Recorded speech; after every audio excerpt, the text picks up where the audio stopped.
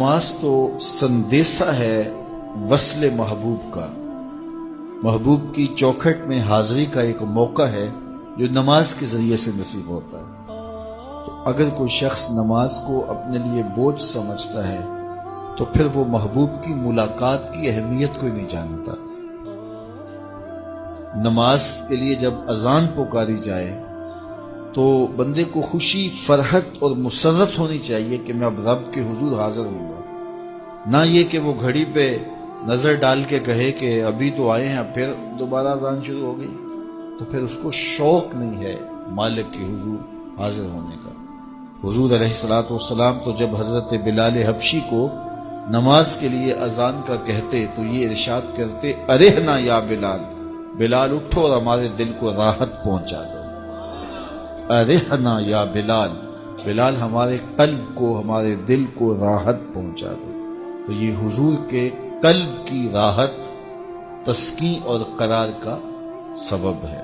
آقا کریم علیہ الصلوۃ والسلام نے معراج کی شب جہاں بہت سارے لوگوں کو عذابوں میں مبتلا دیکھا تو ایک شخص کو دیکھا، رجل مغیب فی نور العرش، کہ وہ عرش کے نور میں غائب تھا، اس کے اطراف میں نور ہی نور تھا اور وہ نور میں ڈوبا ہوا تھا۔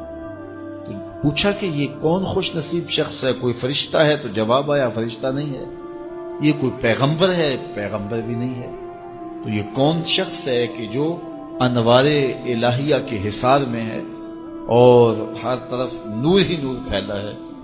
تو جواب ملا کہ آپ کی امت کا یہ وہ فرد ہے جس میں 3 خوبیاں تھیں۔ پہلی خوبی تو یہ کہ اس کی زبان اللہ کے ذکر سے تر رہتی تھی، اور دوسری خوبی اس میں یہ تھی وَقَلْبُهُ مُعَلَّقٌ بِالْمَسَاجِدِ، اور اس کا دل مسجدوں کے ساتھ لٹکا ہوا تھا، مسجدوں کے ساتھ دل بستگی تھی سے۔ فرمایا کچھ لوگ ہوتے ہیں کہ وہ مسجدوں کی میخیں ہوتی ہیں، جس طرح وہ کیل لکڑی میں ٹھک جاتا ہے تو یہ بھی مسجدوں میں ٹھکے رہتے ہیں، جب بھی ڈھونڈو کہ مسجد سے ملیں گے۔ فرمایا کبھی یہ لوگ بیمار پڑ جائیں اور مسجد میں حاضر نہ ہو سکیں تو اللہ کے کچھ فرشتے ہیں جو ان کی عیادت کرنے کے لیے ان کے گھروں میں جاتے ہیں۔ تو مسجدوں کی حاضری، مسجدوں کی تعمیر میں دلچسپی، مسجدوں کی آباد کاری کے لیے کوشش، مسجدوں کی صفائی ستھرائی کا اہتمام و التزام، مسجد کی تعمیرات کے مراحل میں دن رات ان سے وابستہ رہنا، یہ خوش نصیب لوگوں کا مقصود ہے۔ فرمایا کہ اللہ کے گھر وہی تعمیر کرتے ہیں جو اللہ اور پچھلے دن پر ایمان لاتے ہیں۔ تو مسجدوں کی تعمیر یقیناً اللہ جل شانہ کی خاص رضا نصیب کرتی ہے۔ ایک روایت میں آتا ہے جس نے تتر کے گھونسلے کے برابر مسجد کی تعمیر کی، فرمایا اللہ جنت میں اس کا محل بنا رہا ہے، اللہ اس کا محل تعمیر کرے گا، اس کو محل عطا کرے گا۔ تو یہ تعمیر مسجد یہ خوش نصیب لوگوں کا مقصود ہے۔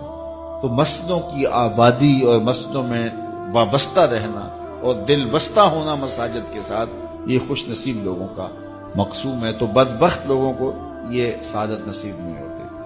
اچھا، تیسری بات فرمایا کہ جو اس شخص کی خوبی ہے یہ آج تک اپنے والد گرامی اور اپنی والدہ ماجدہ کو گالی کا سبب نہیں بنا، یعنی کبھی اس نے کوئی ایسا فعل نہیں کیا کہ لوگوں نے کہا کہ یہ کس ماں باپ کا بیٹا ہے اور لوگوں نے اس کے ماں باپ کو برا کہا ہو اس کی وجہ سے۔ تو یہ 3 خوبیاں اس شخص کے اندر پائی جاتی ہیں اور آج یہ اللہ کے عرش کے نور کے سائے میں اپنے آپ کو کھڑا ہوا پا رہا ہے۔ تو جن کے سر نماز سے بوجھل رہیں، مسجد کی حاضری جن کے لیے شوق ہو اور مسجد میں آتے ہی نکلنے کے لیے کوئی راستے ڈھونڈ رہے ہوں تو انہیں اپنے اندر اترنا چاہیے۔